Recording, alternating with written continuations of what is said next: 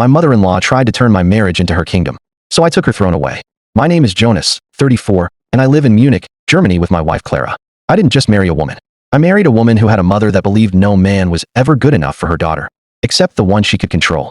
And unfortunately for her, I wasn't that man. Clara's mother, Helene, never hid her dislike. She smiled with her mouth, but her eyes? Cold, measuring, judging. Helene, so what exactly do you do again? Me. I work in logistics management.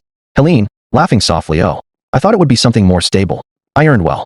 I paid our bills. I treated her daughter with respect. None of that mattered. Because Helene didn't want a son-in-law. She wanted a puppet. After we got married, Helene suddenly became helpful. Too helpful. She insisted on handling things for Clara. Helene, I'll manage the utilities. Men forget these things. Helene, I'll keep copies of your documents. Just in case. She convinced Clara that I was bad with money. Which was funny, because I paid for 90% of our expenses. Slowly, Helene began inserting herself into our marriage like a parasite. She'd call Clara daily. She'd criticize me casually. Helene, Jonas seems distant. Helene, he's not very ambitious. Helene, if anything happens, you know you can always come home. Planting seeds. Poisoning soil. One morning, my bank app sent a notification. A €6,000 transfer, pending, to an account I didn't recognize. I froze. I checked the details. The account holder? Helene. I confronted Clara immediately. Why is money being transferred to your mother? Clara. She said you agreed. She needed help for a short time. I never agreed to this. Her face dropped. Helene had lied.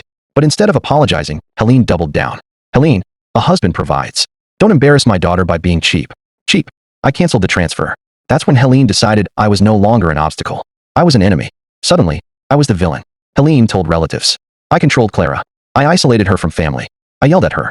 I refused to support her emotionally. None of it was true. But lies spread faster than truth when spoken by a concerned mother. Then came the line that nearly broke my marriage. Helene to Clara. If he loved you, he'd put the house in your name. What is he hiding? Clara began doubting me. Not because she didn't love me, but because she trusted her mother. That hurt more than any insult. One afternoon, I came home early and heard voices. Helene's voice. A man's voice. In my living room. I walked in. A real